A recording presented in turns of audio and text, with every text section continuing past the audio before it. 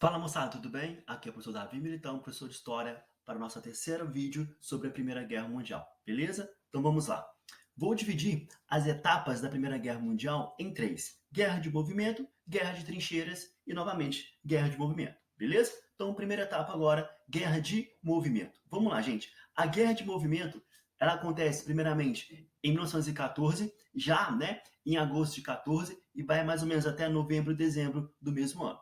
Nessa guerra de movimento, ela é marcada pelo conflito direto entre os países, entre a Tríplice Entente contra a Tríplice Aliança, e também são criados seus planos militares, como, por exemplo, o Plano Schaeffer, que é o plano alemão, e o Plano 17, que é o plano francês. Agora, qual era o plano alemão para a guerra? Qual era o plano francês para aquele conflito? Vamos lá. E aí, gente, o plano alemão, o plano Schaeffer, o que ele estabelecia? Ele estabelecia que os alemães deveriam rapidamente invadir a França, e sim, eles invadiram a França, passando pela Bélgica. Para quê? Para que os franceses não conseguissem receber apoio militar inglês a tempo. Então, naquele momento, os alemães colocaram seu plano rapidamente, ok? Em processo, e aí os alemães invadiram a Bélgica, passaram pela Bélgica, invadiram a França. Entretanto, os franceses conseguiram receber apoio dos ingleses, ok? E aí, naquele conflito entre Inglaterra mais França contra a Alemanha, que é a Batalha de Marne, nesse conflito, os franceses, com apoio da Inglaterra, conseguiram impedir que os alemães dominassem todo o seu território, beleza? E aí, além de invadir a França, os alemães também invadiram a Península Balcânica, aquela região em que os sérvios queriam que a gente formar a Grande Sérvia, ok? Lembrando, o que queria a Sérvia? Se unir aos povos eslavos. E aquela região foi invadida também pelos alemães. Os alemães invadiram aquela região com apoio do Império Turco-Otomano, beleza? Contra a Rússia, né? No lado oriental, no flanco oriental, os alemães também guerrearam contra os russos, ok? E aí, então percebam, a Alemanha nesse momento, ela está em dois flancos de guerra, um na parte ocidental e outro o que, gente? E outro na parte oriental. Beleza? Tudo bem? Então, essa é a primeira etapa. A primeira etapa, então, ela é marcada pela guerra de movimento, ou seja, pelo conflito direto entre os países europeus, entre a Tríplice Entente contra a Tríplice Aliança. A segunda fase é marcada pela guerra de trincheiras. Ela se inicia, né, no final de 14, início de 15 e vai até o final de 1917. Nessa guerra de trincheiras, gente, primeiramente, o que é trincheira? As trincheiras eram buracos que os soldados cavavam no chão, ok? E cercavam esses buracos com arames farpados. Para quê? Para se protegerem do inimigo e para impedir que o inimigo avançasse no seu território. Então, a guerra de trincheiras é uma guerra onde aqueles soldados literalmente cavaram buracos no chão, cercaram aqueles buracos com arames farpados, ok? Para se protegerem do inimigo. E aí, galerinha, a guerra de trincheiras ela é marcada, muito interessante, pela saída, ok, da Itália do conflito. A Itália deixa de apoiar a Tríplice Aliança, ok, em 1915. Opa, o que significa? Que a Itália, então, vai abandonar, naquele momento, vai deixar de apoiar o Império Alemão e o Império Austro-Húngaro? Sim. Mas por quê? Porque a Itália, gente, ela vai receber uma promessa da Inglaterra. O que a Inglaterra promete para a Itália? Territórios e dinheiro. Né? Lembrando, a Itália era um país o quê? Imperialista. Os países imperialistas, o que eles queriam? Territórios. Então a Inglaterra, naquele momento, para enfraquecer a Tríplice Aliança, o que ela faz, gente? O que fizeram os ingleses? Convencer os italianos a saírem do conflito. Convencer os italianos a deixar de apoiar a Tríplice Aliança. E aí, a Inglaterra promete, caso os ingleses vencessem a batalha, obviamente com o apoio dos italianos, os ingleses dariam aos italianos territórios e dinheiro, beleza? Então, durante a Guerra de Trincheiras, em 1915, a Itália deixa o conflito, ela deixa de apoiar a Tríplice Aliança, tudo bem?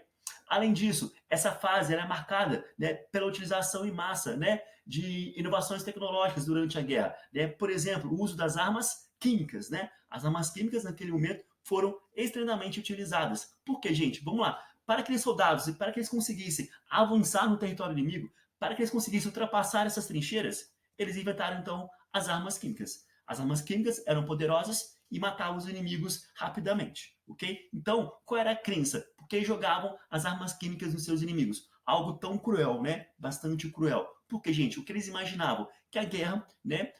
Utilizando as armas químicas, a guerra duraria muito pouco tempo.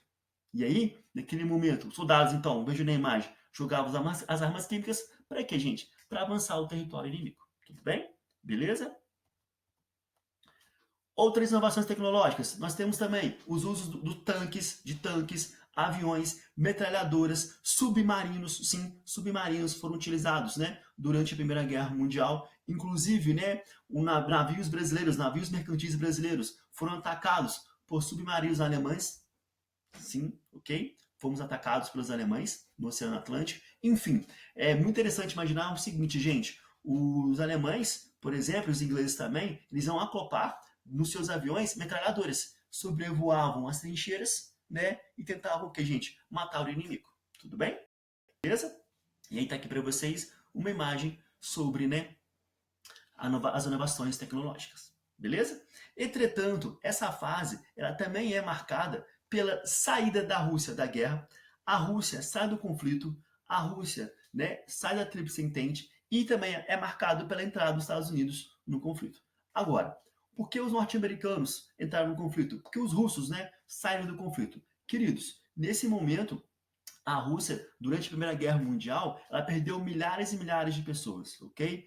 Muitos soldados, enfim, perderam a vida durante a Primeira Guerra Mundial do lado russo. Os russos, eles eram economicamente atrasados. A Rússia era um país essencialmente agrário. Então a Rússia não tinha uma indústria bélica muito desenvolvida. Então as armas russas não eram tão poderosas como o armamento bélico alemão. Então durante a Primeira Guerra Mundial, os russos sofreram bastante, ok, com os alemães. E aí, gente, durante, né, a Revolução Bolchevique, que é a Revolução Comunista, em outubro de 17, na Rússia, os bolcheviques, né, haviam prometido que retirariam a Rússia da guerra.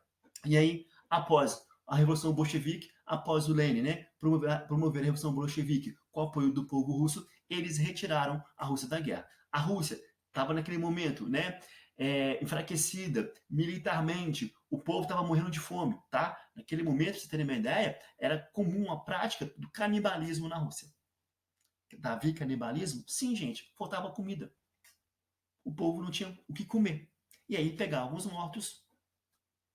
Imagina que triste que era. Então, após a Revolução Bolchevique, né, os comunistas, no caso, né, liderados pelo Lenin, retiraram a Rússia da guerra. E aí os norte-americanos? Por que os americanos entraram no conflito? Gente, o que marca a entrada dos Estados Unidos na guerra é o seguinte: os americanos, eles haviam prestado muito, mas muito mesmo, muita grana, muito dinheiro para a Tríplice Entente. Estima-se que naquela época, ingleses e franceses juntos deviam mais ou menos 2 bilhões de dólares para os Estados Unidos. Olha que doideira. Ingleses e franceses, naquela época, deviam mais ou menos, okay, 2 bilhões de dólares. E aí, gente, grande parte dessa dívida era com o quê? Era com armamento bélico. Tudo bem? E aí, o que vai acontecer? Caso os ingleses e os franceses perdessem o conflito, a batalha para a Alemanha, as empresas norte-americanas receberiam aquela grana emprestada? O que vocês acham? Não, né? A Alemanha não ia pagar. Obviamente que não. Então, gente, naquele momento, os empresários, né, o empresariado norte-americano começou a pressionar o governo americano a entrar no conflito. Entretanto, né, naquela época, durante o início da Primeira Guerra Mundial, os Estados Unidos se declararam neutros. Ó, Europa, se resolva por aí, eu não vou interferir. Entretanto, todavia, os empresários americanos vão pressionar o governo, né, a entrar na Primeira Guerra Mundial ao lado da Tríplice Entente. E aí vamos lá. Naquela época também, os alemães disseram o seguinte: qualquer navio mercantil que fizesse comércio com os inimigos da Alemanha, os alemães iriam atacar. Então a Alemanha vai declarar guerra ao mundo caso você comercialize, né, com o inimigo da Alemanha, os alemães pelo mar vão te atacar. E aí, gente, os americanos, então, naquele momento, sofreram uma grande pressão, o governo americano sofreu uma grande pressão, principalmente do empresariado, e quando a Alemanha diz que qualquer nação, né, que comercializa com a Inglaterra e a França é inimiga, e aí, naquele momento, o empresariado norte-americano, conseguiu convencer o Congresso, né, americano, o governo americano, a entrarem no conflito. Beleza? E aí, no próximo vídeo, nós iremos ver a terceira parte sobre a Primeira Guerra Mundial. Veremos, né, novamente a Guerra de Movimento, a terceira etapa, e os tratados de paz que ocorreram após essa guerra. Beleza? Galerinha, dúvidas, questionamentos, por favor, coloque aí nos comentários. Até mais, brigadão, tchau, tchau.